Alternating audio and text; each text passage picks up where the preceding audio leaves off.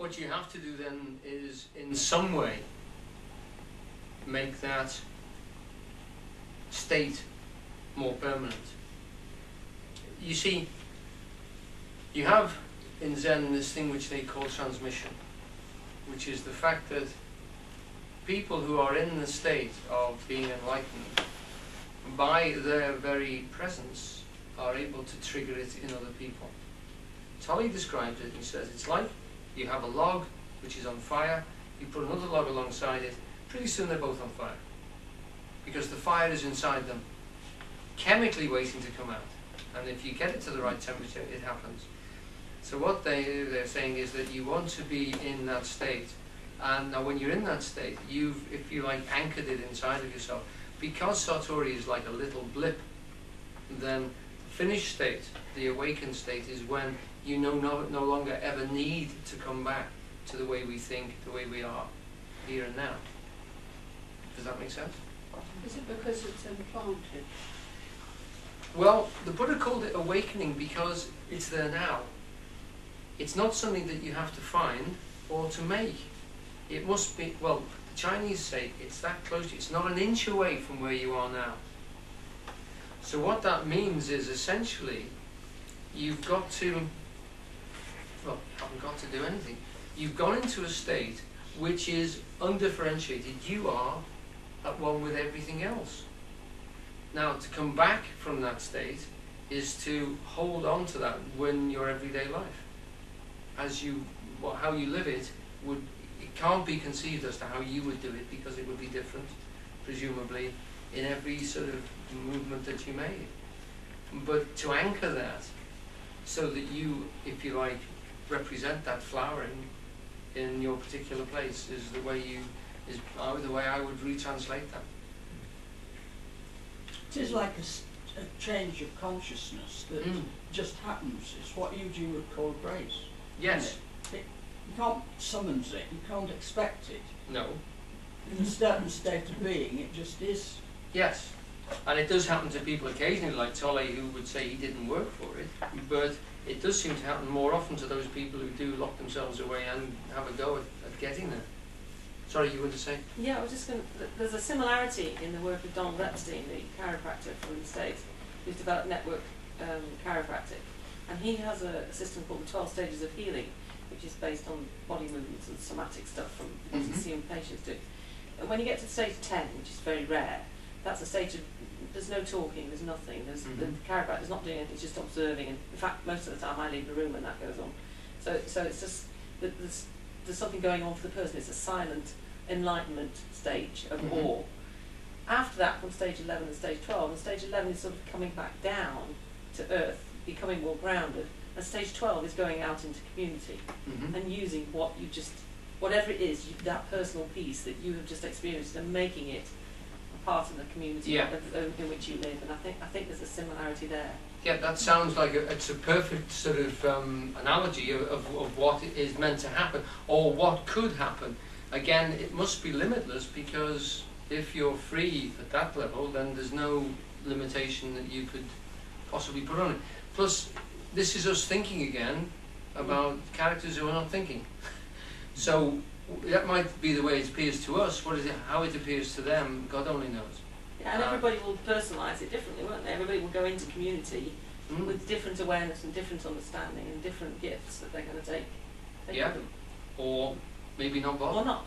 Or not bother, yeah. Presumably it doesn't matter about going into the community to do something. The fact you are at that level will have a ripple effect. Yeah. Yes. You just don't have to go and do anything or convert anyone or tell anyone about it. You are as you are.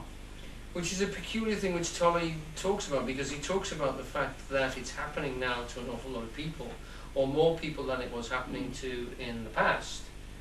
But he says, but by the same token, it isn't a done deal. And that, you know, as far as he's concerned, we may not get there as a race or as a species, because at the same time, the egotistical force... I'm trying to keep up with some artwork here and try to distract you. Trying to concentrate. Okay. Yeah, concentrate. So, if we take the camel, and Eugene described this to me using a cow, so we're not that far away.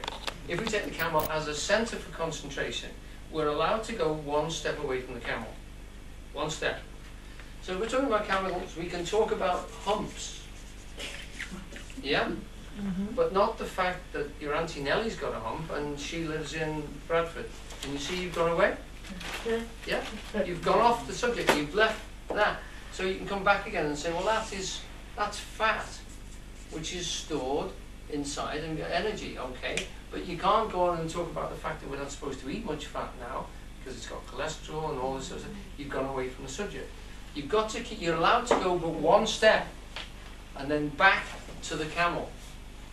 That way you weave around it information which is constantly related to this and enriches it.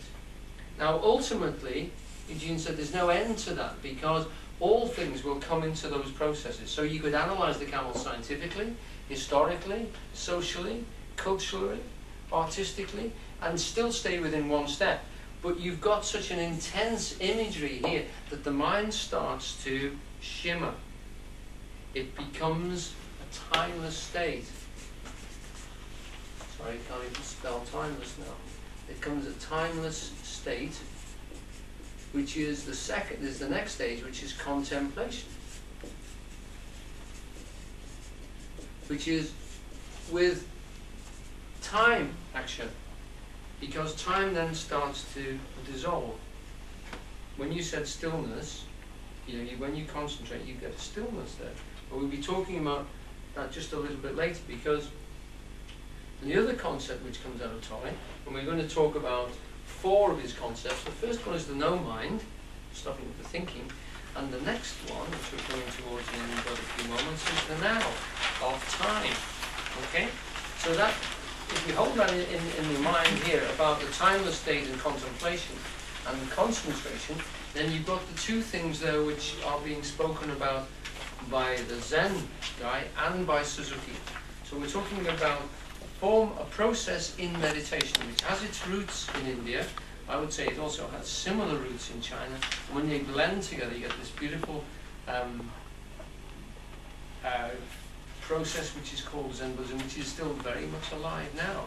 There's a Zen temple in Liverpool, because I was involved in building a little room inside the temple for the inner group to meditate in the cold winter months. So it's very active, and it's one of those. I think there's more Zen Roshis now in America than there have been in Japan for the last 2,000 years. So it's quite something. It is certainly an active spiritual movement which is reinforcing a practice which is almost timeless. Meditation has been represented in the pyramids, so it's quite a timeless activity.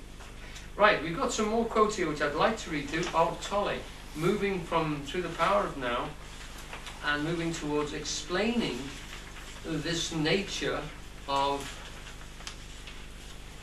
no-mindedness, or being thoughtless, if you like. Would anyone like to read? I would. Please. Is it starting at the top of the next page? Would you like to read 2 then? You were cut off. Yes. Go on. You are cut off from being as long as your mind takes upon your attention. When this happens, and it happens continuously for most people, you are not in your body. The mind absorbs all your consciousness and transforms it into mind stuff. You cannot stop thinking. Right.